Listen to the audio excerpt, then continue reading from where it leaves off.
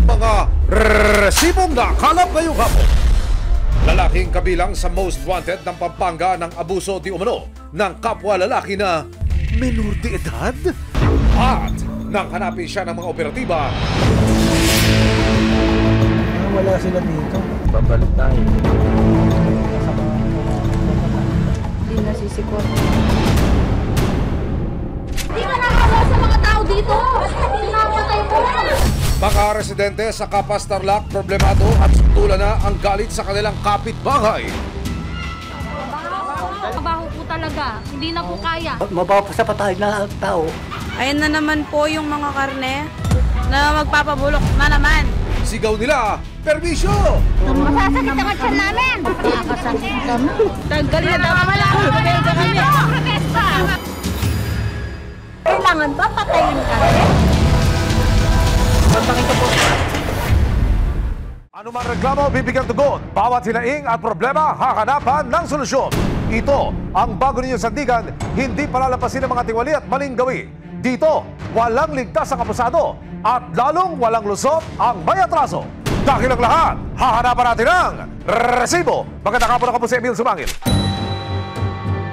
From North to Metro Manila, naging mas madulas pa sa langis ang suspect na hinakanting dahil sa pang-aabuso niya di umano sa kapwa lalaki na menor de edad. Hanggang sa Agosto nitong taon, may nakapag-tip sa mga otoridad na nag-o-offer na raw ito ng home massage with extra service. Kuya, sorry, pero mukhang wala pong happy ending for today's video. Morning mga kasama, no? March 2024 na magsimulang harapin ng CIDG Detection and Special Operations Unit o CIDG DSOU ang suspect na si Jopet Bagkat alias Junjun sa bayan ng Mabalacat, Pampanga. Alamin din niyo yung area. Si Jopet, wanted sa kaso ng pang-aabuso sa isang menor de edad noong 2021. Ayon sa tip ng isang asset, dito raw nagtago ang suspect matapos ang insidente. Sa pag-asang mahuli si Jopet, March 3, 2024, kasama ang resibo, inikutan ng mga operatiba ang lugar. Alamin din niyo yung area. Maligaya Street ka. Yung Maligaya Street. Bit-bit ang mga litrato ni Jopet, ipinagtanong nila kung nakikita ba ang suspect sa kanilang lugar. Sir, ito. Paano ito? Kasi nakasumblero eh. Ang siya yata. Pero may tamang. Oo, parang nga. Sinubukan ding hanapin ng mga operatiba si Jopet sa Angeles, Pampanga. Babalik tayo. Wala sila dito. Initiate retreat! Wala na rin ang suspect sa lugar. Mailap siya. So, kung tutusin kasi alam niya na meron na siyang warrant of arrest at alam niya rin na marami na siyang ginawang kalokohan.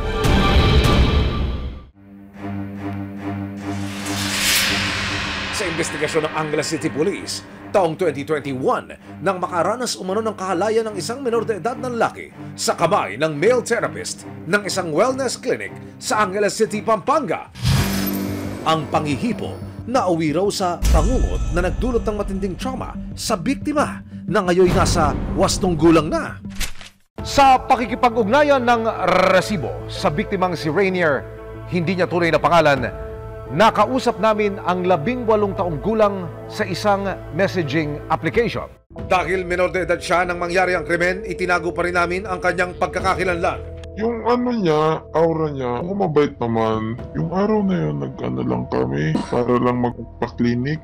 Tapos, yung sabi daw niya sa akin, meron daw siyang ilalagay na gamot or pampaayos sa skin. So, napa-oo naman ako. Nang pumasok si Rainier sa kwarto, dito na raw siya inabuso ni Jopet. Nagpakita na ng hindi okay na para sa kapwa lalaki, parang akakababa ng right sa lalaki.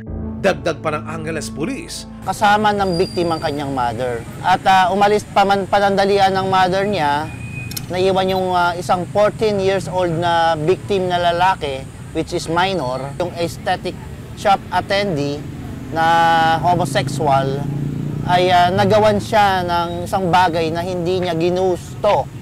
Matapos ang pang-aabuso, dito na raw nagsumbong si Rainier sa kanyang mga magulang. Humingi ng tulong ang mga magulang ni Rainier sa Angeles Police at hinuli rin ng araw ding iyon ng suspect. Pero nang malaman ni Rainier na nakalaya ang lalaki ng abuso sa kanya makalipas lang ang isang araw, dito na raw siya nawala ng pag-asa na mapapanagot pa si Jopet.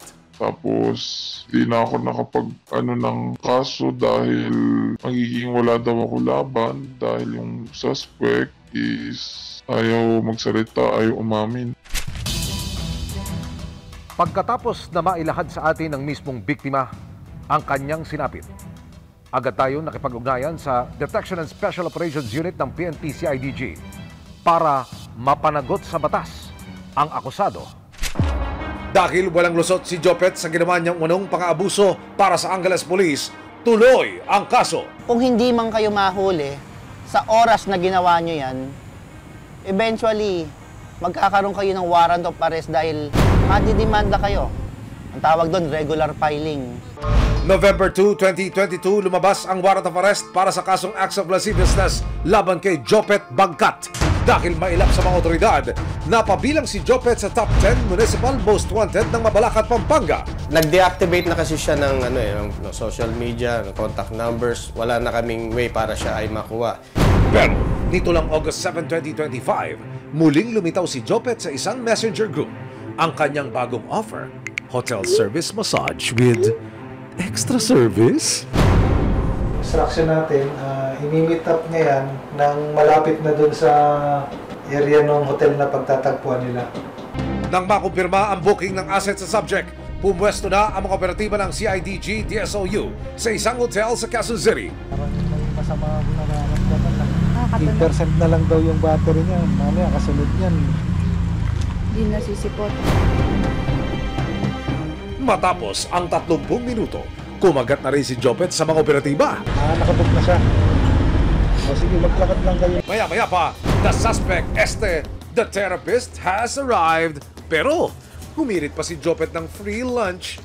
Dami mo naman pong request, kuya! Nakapagaling mo. Bakit? Magkano tayo? Ikaw, magkano? Positive! Si Jopet na nga ang 3 taon ang ginakanap ng mga otoridad sa hudyat ng team leader ng CIDG DSOU. Launch Attack! Ipagtanggol ang api. Iwag siyang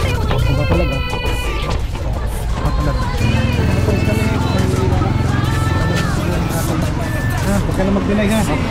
Ano kung kasamanan? May warrant ka. May warrant ka. Mapakita namin sa'yo. Balikot ka.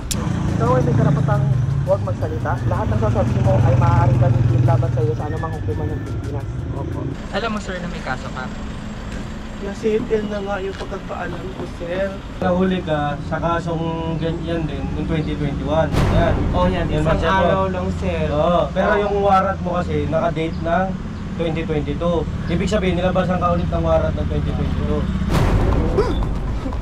Surprise, Jopet! Ang akala mong happy ending noon, isang warrant na ngayon. Dinala si Jopet sa custodial facility ng CIDG DSOU. Makakarap siya sa kasong paglabag sa RA 7610. Kung siya ay mapatunayan, pwede siyang masentensya ng 20 years and 1 day to 40 years. Nakapareham ng resibo ang suspect. Depensa ni Jopet. Kasi ilang taon na po, sir, ang lumipas kasi hindi ko inaasahan, hindi naman po ako nagtago. Mariin din niyang itinanggi ang reklamo. Kung ginawa ko man po yun, sana nakulong na po ako tuloy-tuloy sana nun. Ipinarating din ng resibo kay Rainier ang balitang nadakip na ang di umano'y ng abuso sa kanya. Kasi hindi naman tama yung ganun eh. Lahat ng tao nagkakamali, pero pag yung taong pagkakamali niya inuulit niya, wala rin. Kaya ang ko lang sa kanya, magbago siya. Hanggang ngayon, sinusubukan pa rin daw ni Rainier na malampasan ang labis na trauma ang idinulot sa kanya ng insidente. Nito lamang August 12, 2025, inilapit ng resibo sa isang eksperto ang kanyang karanasan. Doktor, ano ho ang dapat gawin sa mga individual na nakaranas ho ng ganitong klase ng pang-aabuso? Yung trauma na nangyari sa kanila, kung hindi natin papansinin, hindi natin naagapan, might lead to post-traumatic stress disorder. Kaya napakahalaga na maagapan natin yung nangyayari sa isang bata. Kailanman, hindi dapat baliwalain ang mga kaso ng pang-aabuso, lalong-lalo na sa mga menor de edad.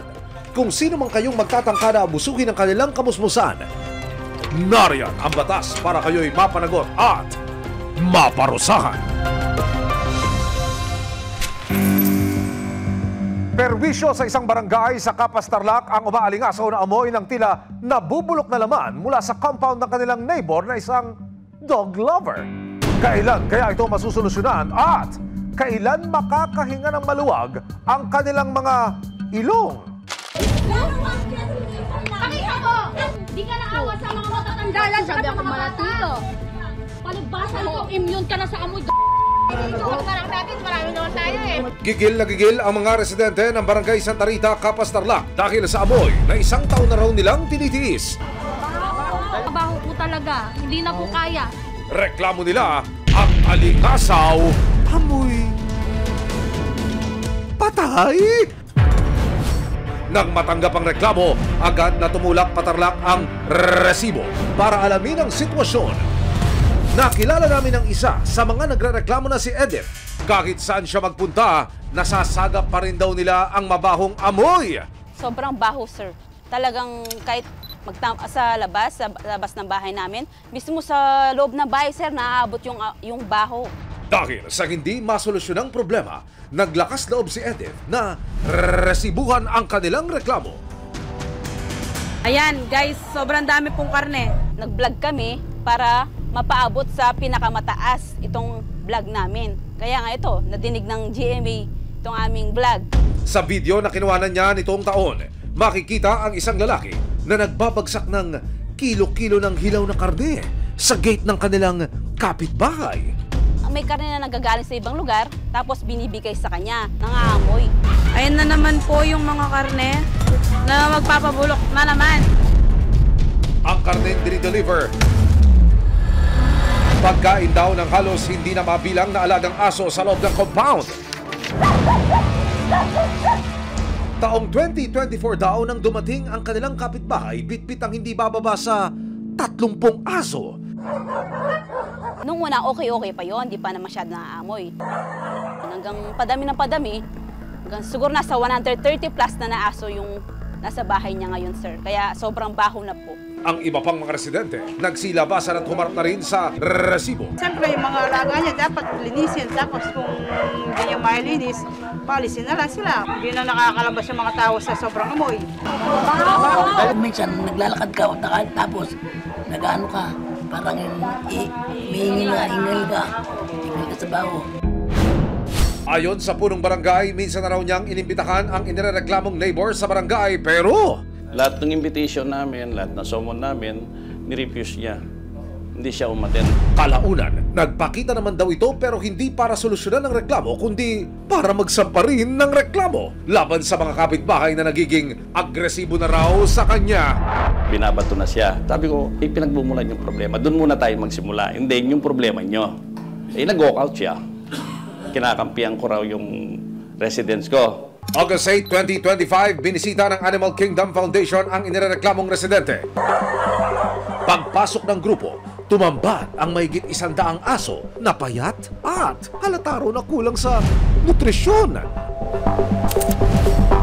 Yung tinatawag po nating shelter, no, hindi rin po siya maayos at napakarami pong, may mga cages po, sira-sira na po, and then there's also overcrowding, no. Ang mga karneng nakuha ng idinideliver sa nag-ala shelter na takanan bilang pagkain ng mga aso, hindi rin daw na itatago ng tama sa freezer o refrigerator. Mayroon pong masangsang na amoy na nanggagaling doon daw po sa unregistered shelter na yan. This has become a public safety concern kasi yung amoy po, no, public health yan eh. So nagreklamo yung mga tao, under our civil code, no, pwede po nilang ipa-abate yan o ipa-stop yung nuisance na yan at nakalagay rin po yan sa ating local government code. Kasama ang punong barangay, sinubukang makapanayam ng resibo ang inireklamong residente na si Lady Love. Sir, permission to video para ma-relate ko kay mamatay tsaka sa normal. Pero, ang kasama lang nito ang umarap sa amin at hindi siya nagpaunlak ng panayam. August 7, 2025, binalikan ng resibo ang inireklamong kapitbahay kasama ang lokal na pamahalaan ng Kapas Tarlac at ang Animal Kingdom Foundation. Pakay nilang kumbinsihin si Lady Love na mailipat na ang mga aso. Sinubukan naming muling kunin ang panig ni Lady Love, pero si Lady Love Babalik na lang kami nakakonfine daw sa ospital dahil sa stress. Sa patuloy na pagbabantay ng resibo. Madaling araw ng August 8, 2025, na resibuhan ng isang residente ang paglabas ng isang van sa compound ni Lady Love. Mahigit 50 aso raw ang sakay nito. Hinarang ng barangay police ang sasakyan dahil wala raw itong permit to transport ng ganoong karaming aso. Kung maalis sila walang sapat na dokumento, maaaring sa highway maharang sila at masabat ng PNP na wala silang permit to travel. Kinaubagahan, makikita na walang tigil ang paglilinis sa bahay. Maya-maya pa, lumabas ng gate ang isang babae. Ang inirereklamong si Lady Love, humarap na sa resibo. Wala namang kaso. Pagkikita ko sa inyo yung shelter dito. Nakita mo, wait lang na. Sige, salamat. Nagbabakuna na. Pero matapos ang konting pag-uusap, si Lady Love tila sumama na naman ang timpla. Kontakin ko po. Noong araw ding iyon, may bumisita na iba't ibang animal welfare non-government organization. Ang sadya nila, tulungan si Lady Love sa pag-relocate ng kanyang mga aso. Kalaunan, pumayag na rin si Lady Love na magbigay ng pahayag at ipakita ang kanyang shelter. Sobrang pumabati sa mga aso. One time, nagka-problema ako sa buhay ko. Magpapakamatay ako. Masagasa ako sa train. May isang aso na nag-save sa akin. Wala raw sa kanyang problema kung paaalisin siya. Walang aso. Kahit saan ang aso ko, sasama ko. Sabihin nila, amoy aso ko. Natural, amoy aso ko. Hawak mo ang aso ko eh. Wala na lang amoyan, nakikiamoy ka na nga lang eh. Lalayas na kami. Depensa niya sa reklamong masangsang na amoy. Umulan, pumasok putik doon, wala akong pake. Wala silang pakialam, kahit 1,000 ang aso na bibit-bitin ko, umatulog ako sa pupo ng aso ko. Sumbong din ni Lady Love, labis na pangahamak na rin daw ang natanggap niya mula sa komunidad. Walang pumunta sa amin dito nung binaril kami. Kailangan ba patayin kami? Etong pag-usapan natin, sino may kagagawa nito? Sino? Ba't kami nahabol nila? Ba't ito hindi natin pag-usapan? Ayon sa Kapas Police Station, patuloy pa rin daw ang investigasyon sa reklamo ni Lady Love. Pagsisiguro naman ni Lady Love, may mga plano na raw siya para mabawasan ang mga alagang aso sa lugar. Dadaling ko lang sa sanctuary sa Pangasinan yung maliliit. Ipapa-adapt na doon. Ayon sa pamahalaan ng Kapas, hanggat maaari, idaraan nila sa maayos na usapan ang pagresolba sa reklamo ng mga taga Barangay Santa Rita. Meron po tayong ordinansa dito sa ating bayan na kapag nasa 10 na yung kinikip mo na mga domesticated na animals, kailangan mo na ng permiso. Pero kung magmamatigas pa rin si Lady Love, mapipilitan na raw silang panagutin ito. Makakonsider natin as maltreatment nga. Yung hindi mo na po-provide kung ano yung pangangailangan yung mga aso at na-expose mo sila sa fear and distress. Sa tugon ni Lady Love noong August 4, 2025, wala raw batas na nagsasaad kung ilang aso ang pwedeng alagaan ng isang residente.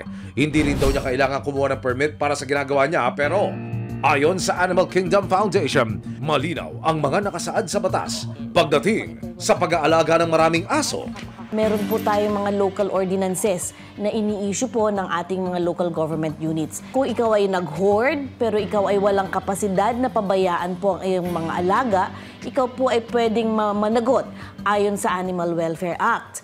August 9, 2025, sinimula na ang paglilipat ng mga aso ni Lady Love sa tulong ng isang NGO. Nasa 100 sa mga alaga niya ang ilalagay sa isang temporary shelter. Binigyan din po namin siya ng medical assistance para dun sa mga aso. If she will continue to allow us to help her, we will try to give her aids in terms of knowledge. Sana po maging open po ito sa kanya. And we want to extend this help to all the other shelter operators who may be misguided.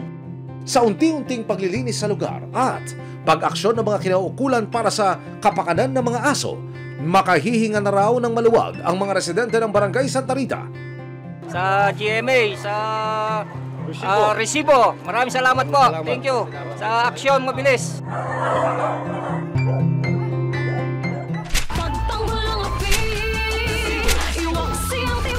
Sama-sama nating ituwid ang tiwali at baluktot. Itakwil ang maling gawi at modus na bulok. Walang ligtas ang kabusado at lalong walang lusot ang may atraso. Kakilang lahat, hahanapan natin ang resibo. Hanggang sa muli, ako po si Emil Surangin.